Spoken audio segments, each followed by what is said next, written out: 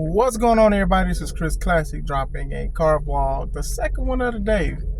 Hope you guys are having a wonderful day. If nobody tells you, remember that God loves you, Christ loves you, and I love you as well. Pray for that Holy Spirit to dwell between both of us and all of us to move on one accord. That's very important. A lot of us accept 2 out of the 3 and don't move when God say to move through that Holy Spirit. So, love you guys. Make sure you subscribe to this channel, the Take It On Podcast, where I talk about professional wrestling topics, and also C3 Ultimate Wrestling, where I'm still fighting for this company that me and my wife has created. Show is July 6th, called Red Fighting Blues. It's in Crown Point, Indiana. Early show. Show starts at 1 o'clock at On The Square Sports Academy. Tickets are $5 off on Eventbrite now, so get those tickets.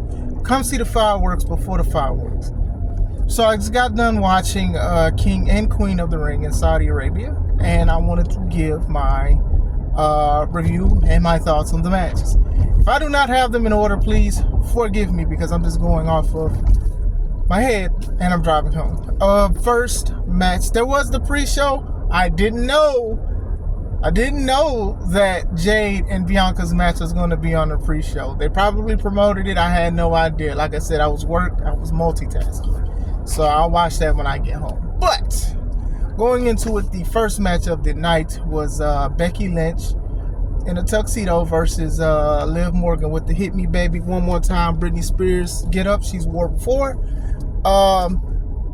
The match, it was good. It was a decent match. It's a match that could have been on Raw, but the end is what made it a PLE or pay-per-view. Great back and forth between both of them. Both of them had a side of an intensity to what they were doing. The big thing at the end was Dom. He showed up, and they were saying that he's supposed to be trying to make sure that Liv does not win the belt because Liv injured Rhea, and that's why Rhea had to vacate. But this was something that many of us saw a mile away. So I'm curious to see what's going to happen. But Dom shows up. When he shows up, he throws the chair into Becky to hit Liv. Becky obviously does not want to hit Liv with it, and Dom distracts the ref. So what happens is, when Becky gets up, Liv hits a DDT on the chair, hits Becky. Instead of just pulling Becky up to the ropes, Becky gets up to set up for the Oblivion for the 1, 2, 3. Dom is shocked. Liv is happy. Liv wins. Like I said, the match was good. The ending was good. I did love the finish. My only gripe was just Becky getting up. See, if that was Nia Jax or a bigger woman getting up after getting hit or landing their head on the chair, I'd understand it. But, I understand Becky is Becky. So, but like I said, I think the ending was more important than the whole match in general. I mean, a lot of people are saying that Liv and Dom are going to be in a group, and who knows if that's going to happen or whatever. But as soon as he came out, a lot of us knew what was going to happen, and that's not technically always a bad thing. It's not always technically a bad thing. We know that in a wrestling match, somebody's going to win, somebody's going to lose, or it could be a double count out. Like, there's just ways of it. You get what I'm saying? So, I'm still curious to see what happened. Becky most likely is going to take a break, because she was going to take a break before Rhea got injured and stuff like that. So I know that Becky, well-deserved, needs to take a break from TV, be with her husband, Seth Rollins. But very solid ending indeed. Next match was Bronson Reed versus Sami Zayn versus Chad Gable. Chad Gable, he comes out, he tells Maxine Dupree to go into the back, and kept telling Otis, remember what I said to do, and stuff like that. Sami Zayn, he's come out, and the crowd loves him. Now, I was talking to my homies in the chat, and we were talking about like how a few years ago, Sammy refused to go, or wasn't able to even go to Saudi Arabia, because he does have Syrian in his blood, and they had bad blood with each other. That wasn't intentional bars, but it was. So, under the Vince regime, it was a lot of bad things that was going on over there, to the point that it felt like they were holding some of the wrestlers hostage at the airport, because there was some kind of violence things going on. So a lot of people still call any show in Saudi Arabia blood money or whatever like that. But Sammy, who has that kind of lineage and stuff like that and does practice stuff and went to the Mecca and a whole bunch of special things this year, and even before that, he didn't go because of the situations. Around the time WWE was going to Saudi Arabia, women just got the right to drive there. And that was a big thing. The women being covered up when they wrestle, that's progress even from back then, because there was a time where women weren't even allowed to wrestle at these shows. And then eventually it went that way. So I do understand that change is eventually going to come. And sometimes people do have strict laws and things like that. And I do think that especially under Vince, you had to go over there whether you liked it or not. Now I think it's an option. So when people be like, well, they shouldn't go over there, I think they have that option. Now, if that's their option to go over there, then that's on them. You get what I'm saying? And they all look like they're having fun. They just had a whole bunch of pictures of the women, taking pictures, having fun, going to the beach and all of that stuff. So that's their choice. You get what I'm saying? That is definitely their choice of what they want to do. But it is good to see Sami Zayn out there. The crowd loves him. He speaks their language and everything like that. So going into the match was awesome. The match was very good. All three guys had a chance to shine. Gable doing the double German, Bronson doing dive out spots, Zayn hitting a Blue Thunder Bomb on Bronson like it was nothing. The transition of the ankle locks, it was good. And you want to know what? That triple threat reminded me of, it's on YouTube, Samoa Joe versus Christopher Daniels versus AJ Styles. I believe it was for the X Division title. A lot of people tout that match as one of the best triple threat matches ever. If you have not saw that match, I recommend seeing this match. And I also recommend seeing this match as well. The end came where Gable wanted Otis to attack Bronson, and he did. Then he said, I want you to attack Sammy. He didn't want to attack Sammy, and Gable started talking trash to Otis. He pushed him and slapped him. And then eventually, when Otis did try to go for a clothesline, Sammy moved out the way, and he lined Gable up. After he lined Gable up, Zayn went in, gave the haluva kick to Bronson and won. Like I said, very good match. It's up there in triple threats. Like, trust me, there's a lot of triple threat matches out there, but it's not a lot of great ones. Trust me, it's definitely not a lot of great triple threat matches. There's some good ones, there's some decent ones, there's some great ones, and then there's some, y'all just put them together. So, very good match between all three. All three should be proud of themselves. I don't know what's going to go on with Chad Gable. Like I said, he's one of these guys. It's unpredictable, right? So a lot of people are saying, okay, well, he may team with the Creed brothers, or he may do something else or whatever like that. They're calling him Perk Gable, which is a nickname of Perk Angle, because of everybody talks about how unstoppable Kurt Angle was when he was taking Percocets. Don't take Percocets, by the way. But still, I'm curious to see what happens. Sami Zayn and Chad Gable, they'll probably have match of the night at SummerSlam, because low-key they're probably trickling up to SummerSlam, and SummerSlam is a couple months away. I got the next match. It was Queen of the Ring finals time. It was Nia Jax versus Lyria Valkyrie. Hope I'm saying her name right. Both of these women have been putting on great matches. And even what I said earlier today about Nia Jax improving and being more polished, I figured this was going to be a good match. And these women, they did deliver.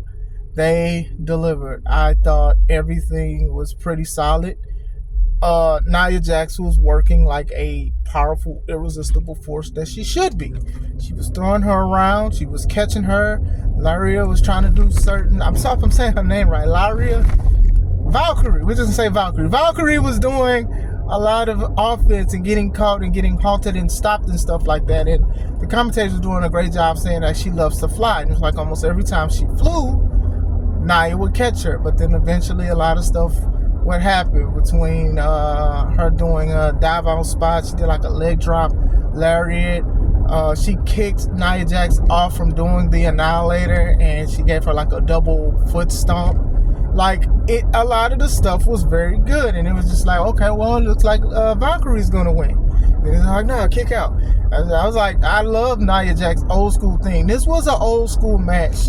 This was the epitome of old school matches that I love. That, like, if you are a bad person, the heel, and you are way bigger and stronger than the face, you are going to throw them around. They're going to have a hard time trying to do anything. And it was like, they did tease the spot where Valkyrie was about to pick her up for like a Samoan and it didn't work. And that's cool. You don't need to, like I said, big people, myself being a big person, I could say it don't need to always be picked up every match. You don't need to. Don't need to be German. Don't need to be body slammed. None of this stuff. It don't need to happen every time. It's fine. Psychology is supposed to be there for a reason. But they both did good. But let me tell you, that finish, I loved that finish. So they were teasing that Valkyrie was going to give Nia Jax a powerbomb. And I'm glad they didn't, because Bianca did it the day before. So it would have been more impressive because Valkyrie is shorter and smaller than Bianca, but still, I'm glad it didn't happen. Now, I don't know who came up. I don't know how they did this, but she tried to walk and couldn't do it. All of a sudden, Nia Jax just vaulted herself and then squashed her into like the bonsai drop. And then she did the Yokozuna arm fold. 1, 2, 3. I was like, I ain't never seen nothing like that before. And it was dope. I know the room for error was small, but it was dope. Nia Jax wins with the Annihilator. Basically a standing Annihilator. Wow, it was good. I recommend y'all watch it. And she wins, and she is the queen of the ring. You can tell she was very emotional when she hugged Triple H. And I'm happy for her because, like I said, I'm sure she's heard what a lot of people have said about her. A lot of people do not like her because of some things she's done in her past, some of her personal life. And, you know, some people just, just feel the fact that she's unsafe. To me, this run, the second wind, is showing that she actually cares about this business more than anything. I don't think it's a rap of nepotism at all. I do think that, she's trying to earn her keep, basically. Back in the day, you had to earn your keep. You had to do something. You had to provide something. If you did not provide nothing, you were considered a liability, and you either cast it out, you kick it to the curb. And I think she is really showing that she really does care for this business. She's queen of the ring. She basically said, don't care about y'all. I'ma still bully people. And she bullied Kayla, poor Kayla, around with the microphone. It was dope. The pyro going off while she was flexing was really, really dope. I'm so happy for Nia Jax. I do think she was the right person that won. Me and Arshawn, we did talk about something in the previous video about felt like a lot of the NXT people are getting special treatment, like they're getting pushed very quick. And I kind of agree with him on that, because it's like, okay, Valkyrie just beat a former world champion in Io Sky, and yeah, cool, it was a great match and stuff like that, but we know that NXT is presented as like a developmental more than an actual wrestling brand, if that makes sense. I do think that Carmelo Hayes, his position is very cool and very understandable. He'll win some, but then he'll lose some too. You get what I'm saying? I think they do a great job with that. Braun is just being Braun Breaker. He's spearing people and stuff like that. That's fine or whatever like that. But with Valkyrie, they are showing that she is like the future. And shout out to her, because she is great. I am glad that she didn't win, because like I said earlier today, is that I don't want these kind of King of the Ring tournaments and stuff. I don't want them intertwined with storylines. And with Valkyrie, she's in a storyline with Becky, with Liv, helping Becky and stuff like that, and punching and slapping Liv and all that. So what I don't want I don't want stories to be incorporated into King of the Ring matches. Now, if a story comes up after it, like, hey, I'm mad that you won a tournament, that's one thing. But I don't think that these should have stories in it in the finals. So shout out to Nia. That move, that was so dope to me. Then we are backdoored. We're followed by the King of the Ring finals, and it was Gunther versus Randall Keith Orton. Now Orton was taking his time to get to that ring. Orton took 10 minutes. Now, I don't hear nobody saying that Undertaker takes a long time to get to the ring. Randy Orton's song had to play twice. The fans was in it. He kept doing this, keep going. But I do love that Graves and Michael Cole, they were saying that this is mind games from Orton. But it was also saying that Gunther was not moved by that. He wasn't intimidated. He was waiting patiently. These two, when they locked up, once again, old school feel to it. Everybody knows that Gunther's the ring general for a reason. So is Orton. Orton's a ring general in his own way. I think they both told a story. I loved that Gunther was picking apart Randy Orton, and I love Orton selling. Like when he tried to go for the RKO and Gunther pushed him and landed on his back, dude dang near was convulsing because we know of his back fusion surgery and all of this stuff. And then Gunther was working the back. Like he literally was giving him body slams. One of the most simplest moves ever. And Orton was in pain from body slams, yo. You don't see a lot of that anymore. That's why I love doing body slams, by the way. But still, Gunther put Orton in a couple arm locks and stuff like that. Started working his arm a little bit. So he didn't just work the back. He worked the arm a little bit. A lot of back and forth. It was an exchange between chops and European uppercuts and stuff like that. And then when you think that Randy Orton was getting back to his stride, Gunther would cut him off. And then when you think that Gunther was getting his stride, Randy would cut him off. Randy hit him with an RKO and he rolled out the ring. Then they was outside for a little bit, giving each other an exchange. And Orton kept on throwing Gunther on the announce table and stuff like that. Like I said, it was a good match. I think Orton's selling. Like, Orton gave him the second rope DDT that he does, and he acted like he couldn't move. Orton did, because he was still selling. Oh my God, it was a master class in how to sell moves. You know what I'm saying? And it all worked. The finish came where Orton gave Gunther the RKO. When he pinned Gunther, Gunther kicked out, and then Orton was sitting there, and then Gunther rolled him up crucifix style for the 1, 2, 3. Bad part about it is that Orton's shoulder was up, and it was like visibly up, like up. Now, as a person who has had matches that have ended similar like that, that is a bad thing.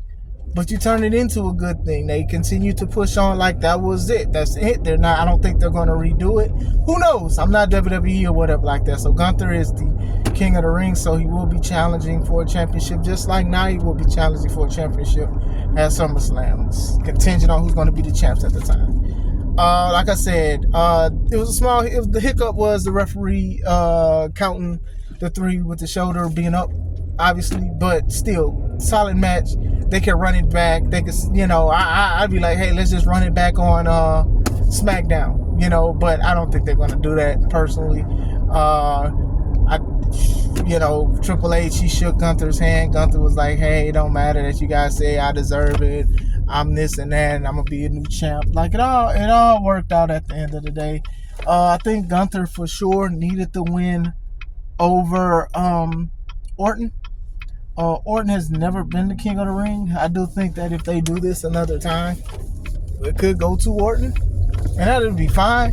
Gunther winning it keeps Gunther dominant and relevant. Like we talked about Gunther and about wrestlers not submitting and stuff like that, and a lot of wrestlers have submitted because of what Gunther has done. Now, I do hope that other wrestlers will submit to other wrestler submissions as well, because then it's just a trope. It just becomes a trope or whatever like that. But like I said, solid action. Main event was Cody Rhodes versus Logan Paul for the Universal World Champion of the World, whatever that belt is called. Like I said, there's so many. The world title, we're just gonna say that. Good match. I think the match was good. There was some things that I did not like. Both of them going back and forth, showing some intensity. That was cool and dope. And then I started getting lost when Cody was beating up Logan Paul, and then Logan's friend pushed Cody. That's automatically a disqualification. That's a DQ, but they kept the match going and stuff like that. And then eventually, through this chaos, one of the friends gave Logan the brass knucks or whatever like that. So when I don't know if the referee looked or saw it, but Cody leaped at Logan and Logan hit him with the brass knucks. And then I was like, oh, okay, well, they must be going, usually you capitalize on hitting somebody with an inanimate object. But that didn't happen with Logan. Logan hit him, threw him in, and and started arguing with Michael Cole. I'm like, no, that's not what bad guys do. Bad guys capitalize on a serious injury like an inanimate object to the stomach. You're going to try to hurry up and win. So he threw him in there and then was arguing with Michael Cole and then acted like he was about to go around and talk to him.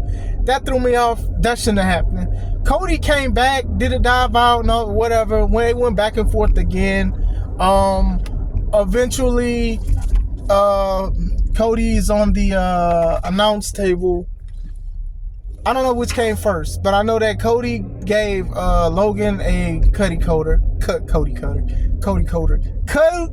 Cutter, and then I also know that Logan gave Cody a frog splash from the outside to the announce tables, and the camera angle was perfect. It was flawless. Camera people need a raise. It was a good back and forth for the most part, outside of being lost. Like, why would you not try to pin the guy after you hit him with nuts? You know, he hit him with two frog splashes, one to the outside and then the other one in.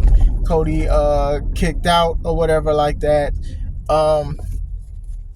Cody eventually they did a spot where the referee got bumped. Cody hit the vertebraker, no referee. So when he tried to get the referee up, Logan low blows Cody. Then he has the knucks, like he's about to hit Cody with the knucks. Then the guy who announced the match, he pulled Logan's leg and was like, hey, you can't do that. You can't do that. Should have been like Logan Paul, low-key, but I mean, should have been LA Knight. But anyway, it was him. Logan kicked him. He was like, who are you? And then when he tried to hit Cody Rhodes said, I'm Cody Rhodes, B.I., finish the letters. So then he hits Logan with 3 crossroads, and he wins. Now, my problem with the crossroads being hit 3 times is because he only hit AJ Styles one time with the crossroads, and that was it. And to have Logan get hit with 3, like Roman getting hit with 3 crossroads made sense, because one, that told the story of even the previous year where he tried to hit him with him, and he only got to 2. 2, AJ Styles got hit with 1, and that was it. You mean to tell me that Cody had to hit 3 on Logan Paul? Yeah. This was a match. It didn't need to happen, but I understood why it happened. It kept both guys busy, and it gave these guys a check or whatever like that. Like I said, bad takeaways from that match in itself was just Logan not capitalizing on hitting him with the brass knucks and arguing with Michael Cole, and then basically Cody hitting him with 3. Like, why did you hit him with 3? Should have just been with 1, but that's it. King and Queen of the Ring, if I had to give it a grade, I'd probably give it a B-. I think I'd give it a B-. Like I said, it was just small details that would have made it an A, but it was enjoyable for the most part. But let me know, what do you guys think? Did you guys enjoy King and Queen of the Ring? What did you like? What didn't you like? I hope you guys have a wonderful day. I just made it home. This is Chris Classic. Let's take it home.